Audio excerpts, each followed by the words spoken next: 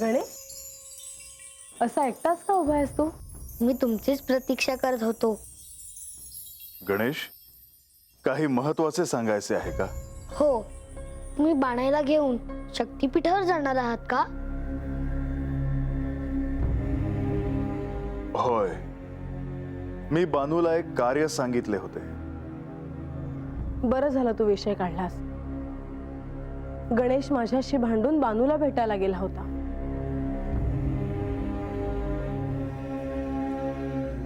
गणेश, मातेची इच्छा नसताना तू तिकडे गेला होतास? हो, पण मी तिच्या हिताचेच सांगायला गेलो होतो. बरं, काय सांगितलंस तू तिला? मी तिला शक्तिपीठावरची पवित्र माती आणायला सांगितली आहे. परंतु गणेश, त्यातून काय साध्य होणार आहे? त्यातून तिला मातेचे मूळ रूपाचे दर्शन घडू शकेल.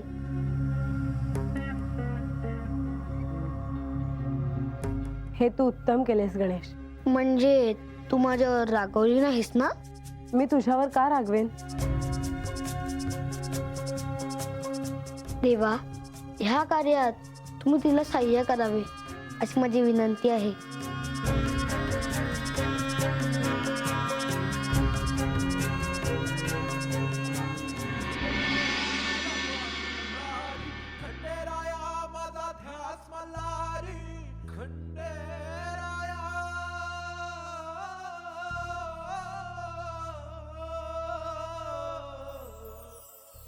ना मागू मी पायरी तुझी देवा, ना मागू तुझी मी सावली देवा. मला गावाला सारा जग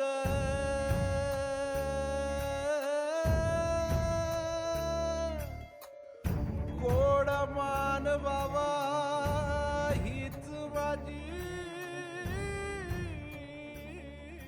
सेवा. बानू, मी तुला हे सांगण्यासाठी हा दृष्टांत दिला आहे की आज ब्राह्म मुहूर्तावर मी तुला भेटणार आहे. तुला शक्तिपीठांचे दर्शन व्हावे, तिथली पवित्र माती तू गोळा करावीस, म्हणून मी तुला तिथे घेऊन जाणार आहे. माझ्या पायी तू बी देवा, माझ्या पायी तू बी देवा. सोसलासा किती किती सोसलासा, अरे ठार झालं जीव माझा बघून तुझी प्रीती देवा. आता नका कुणाचा रोष देवा, जाते आल्या वाटला ठाई ठाई भेटशी भाव माझ्या जीवाला. खंडेराया मला घाल मल्हारी, खंडेराया मला पाणी मल्हारी, खंडेराया मला ध्यान मल्हारी.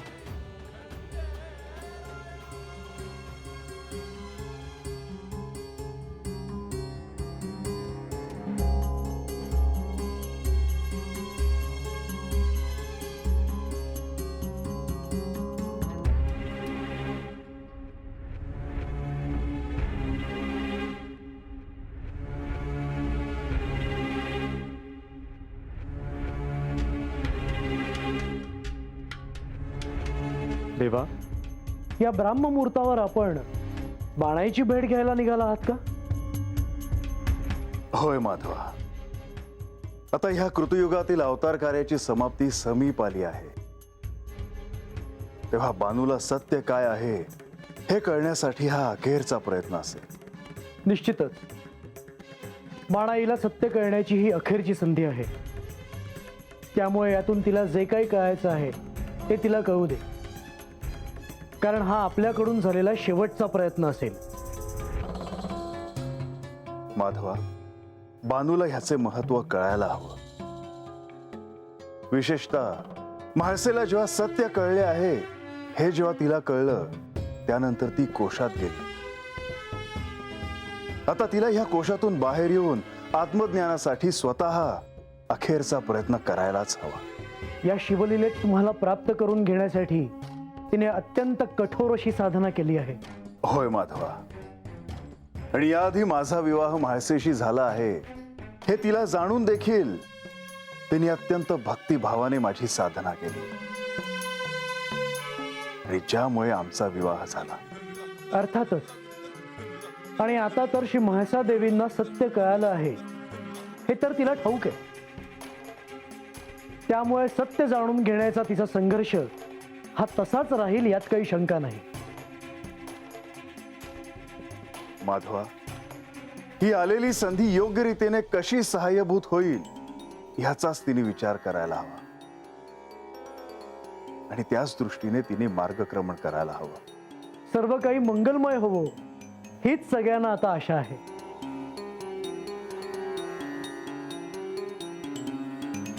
माधवा, ब्राह्म मुहूर्ताची वेळ समीप आली आहे. आता मला प्रस्थान करायला हवं.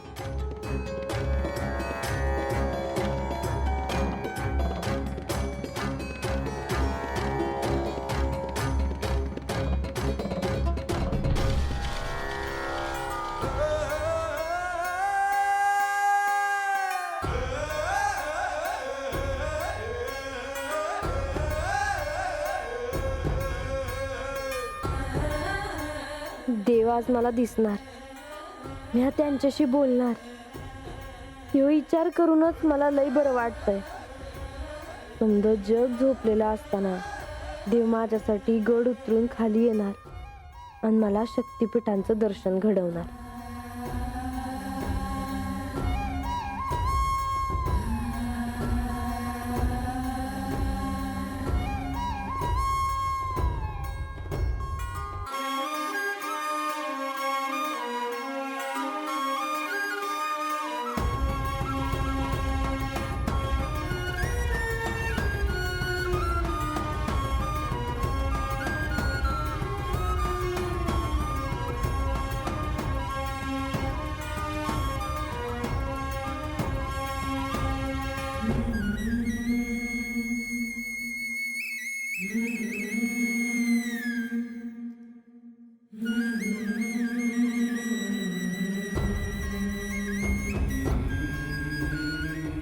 देवा, तुम्ही असं का वागलं माझ्या संग?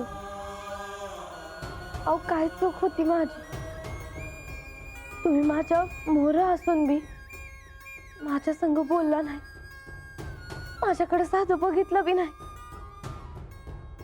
अहो, मला काय वाटलं असेल, माझं काय झालं असेल याचा विचार बी नाही केला तुम्ही.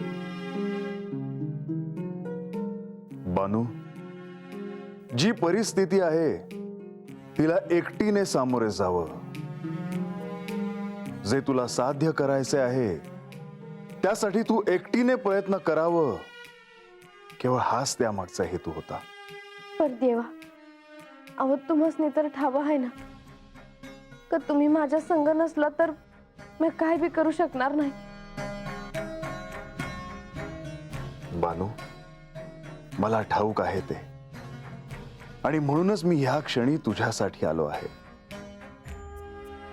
बानू, आता हा तुझ्यासाठी शेवटचा प्रयत्न असेल. त्यानंतर तुला आत्मज्ञान व्हावं असा मी तुला आशीर्वाद देतो आहे.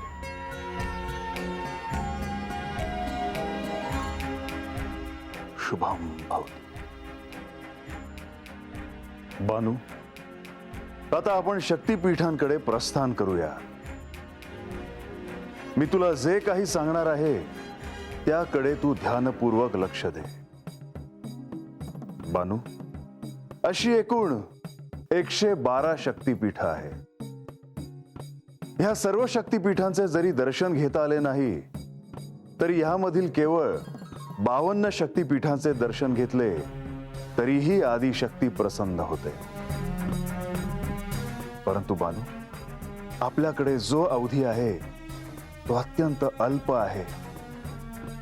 त्यामुळे मी तुला केवळ 12 शक्तिपीठांकडे घेऊन जाणार आहे.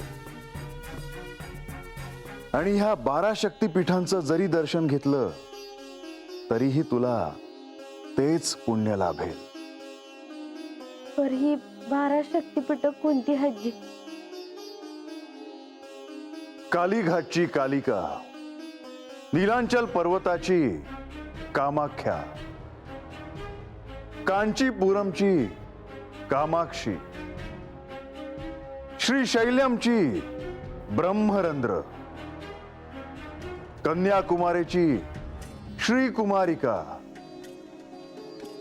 करवीरची श्री महालक्ष्मी, उज्जैनची महाकाली, प्रयागची ललिता, विंध्यांचलची विंध्यावासिनी, गयेची सुंदरी, काशीची विशालाक्षी आणि हिमालयाच्या प्रदेशातील मंगलावती. मला ही 12 शक्तिपीठ बघायची आहे. आणि ते गणेश म्हणले तसं त्या जागेवरली माती बी घेऊन यायची आहे. त्यांनी मला सांगितलं आहे का या मातीतनच मला काय काय कळत, आणि म्हणून मी ह्यो कलश बी संग आणला आहे बघा. बानू, आता आपण प्रस्थान करूया.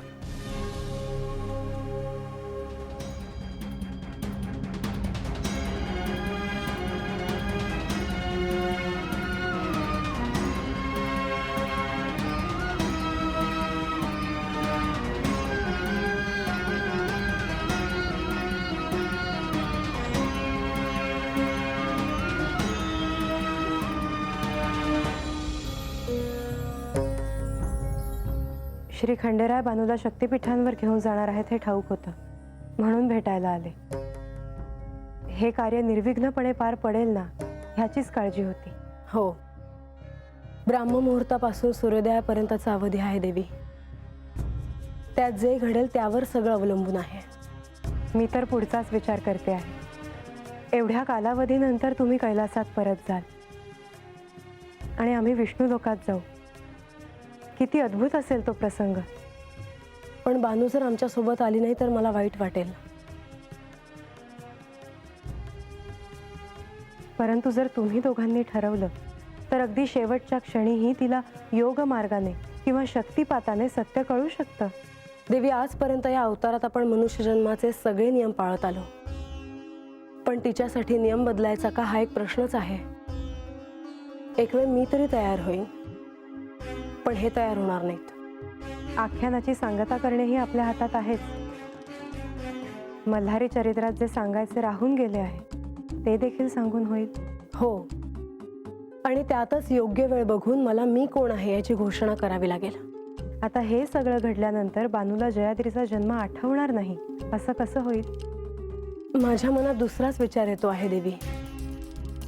बानूला जेव्हा कळेल की मी पार्वती आणि ती जयाद्री आहे तेव्हा ती शिवलोकी येण्याचे धाडस करणार नाही आणि ती इथे राहण्याचा आग्रह धरू शकते.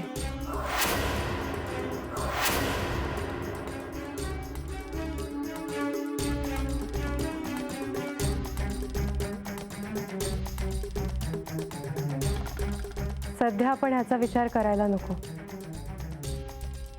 श्री खंडेराय आणि बानूचे प्रस्थान होते आहे.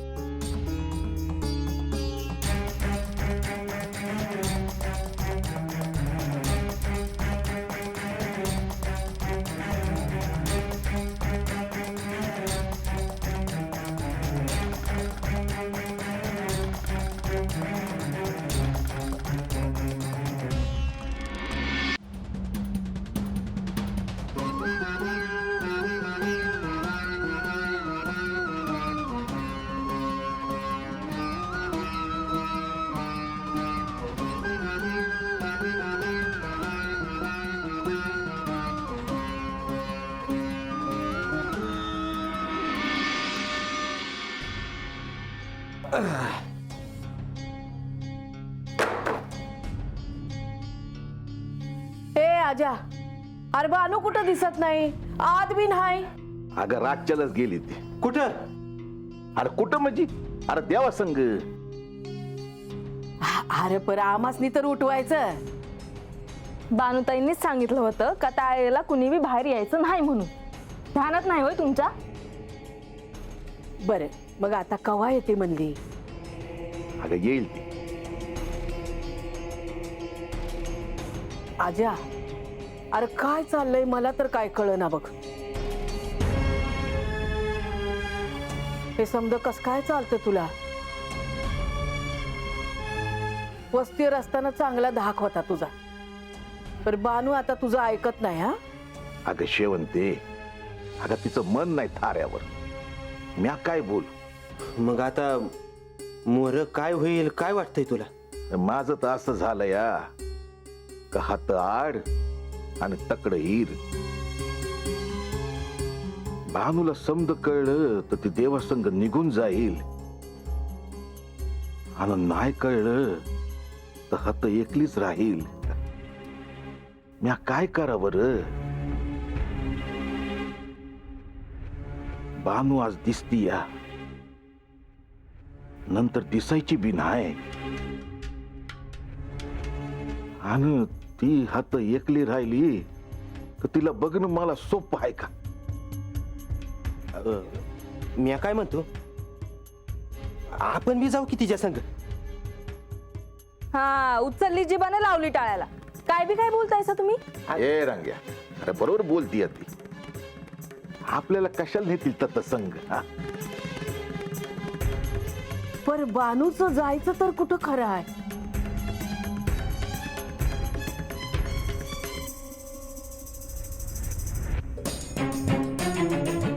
बानू, याआधी मी तुला काशी इथे घेऊन गेलो होतो.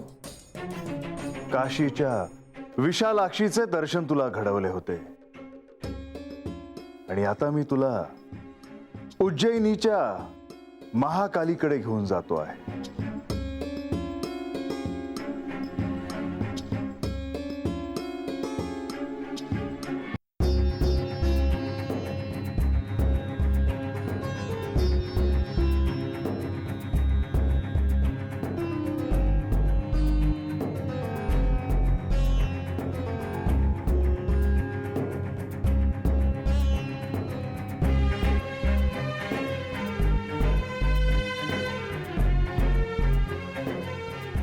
बानू, ह्या शक्तीपीठाचे नाव आहे उज्जैनी.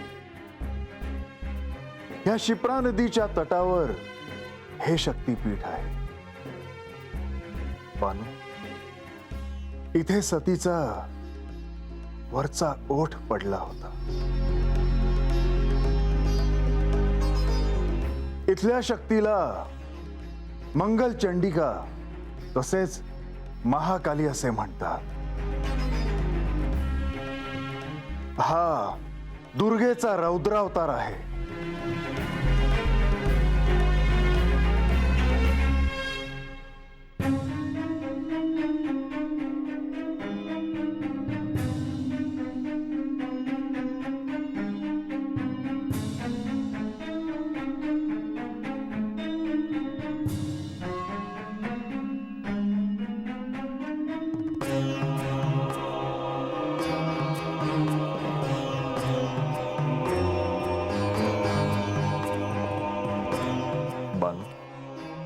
गणेशाने तुला या पवित्र तीर्थक्षेत्रांची माती गोळा करायला सांगितली आहे. त्या प्रत्येक तीर्थक्षेत्राची माती तू ह्या कलशात गोळा कर. ह्या मातीमध्ये तुला आदिशक्तीच्या पूर्ण रूपाचे दर्शन घडेल. जिथे जिथे सतीच्या शरीराचे भाग पडले होते तिथे तिथे मी शक्तीपीठाची स्थापना केली होती, आणि त्या प्रत्येक शक्तीपीठाच्या रक्षणासाठी मी भैरवाची निर्मिती केली आहे. बानू, या उज्जैनीच्या शक्तीपीठाचे रक्षण करण्यासाठी मी ज्या भैरवाची स्थापना केली त्याचे नाव आहे कपिलांबर.